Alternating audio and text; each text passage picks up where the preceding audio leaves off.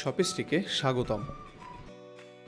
আজ আমরা দেখব কিভাবে আপনি নিয়ম মেনে এসএমএস টেমপ্লেট তৈরি করবেন, অ্যাপ্রুভাল পাবেন এবং পরবর্তী সময়ে ব্যবহার করবেন।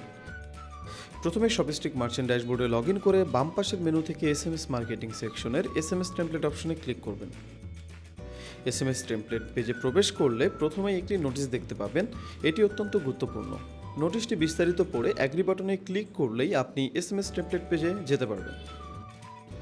এখানে দেখতে পাবেন আপনার তৈরি করা টেমপ্লেটের তালিকা, যেখানে থাকবে প্রতিটি টেমপ্লেটের শিরোনাম, বার্তা, স্ট্যাটাস এবং অ্যাকশন বাটন, যার মাধ্যমে এডিট বা ডিলিট করতে পারবেন।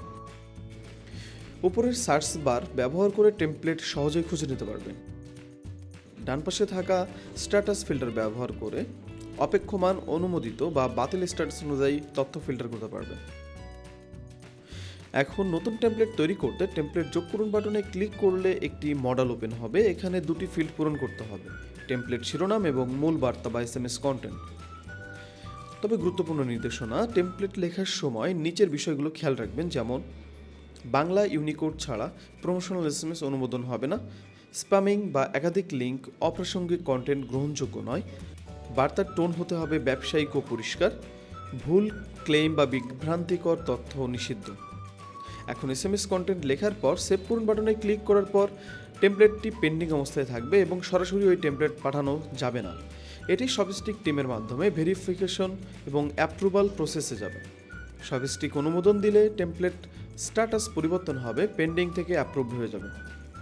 অ্যাপ্রুভ হলে আপনি যে কোনো এসএমএস ক্যাম্পেইনে এই টেমপ্লেট ব্যবহার করতে পারবেন। এখন টেমপ্লেট রিজেক্ট হলে স্ট্যাটাস দেখাবে রিজেক্টেড। সেক্ষেত্রে এসএমএস কন্টেন্ট সংশোধন করে পুনরায় সাবমিট করতে হবে এবং অ্যাপ্রুভ হলেই তখন ব্যবহার করতে পারবেন। কেন এসএমএস টেমপ্লেট অ্যাপ্রুভাল গুরুত্বপূর্ণ? অপারেটর নীতিমালা মেনে নিরাপদ মেসেজিংয়ের জন্য, স্প্যামিং প্রতিরোধের জন্য, সেন্ডিং রেপুটেশন সুরক্ষিত রাখার জন্য এবং bulk SMS delivery success rate বৃদ্ধির জন্য। যদি আরও সহায়তার প্রয়োজন হয় যোগাযোগ করুন আমাদের হেল্প সেন্টারে, আমরা সবসময় আপনার পাশে আছি।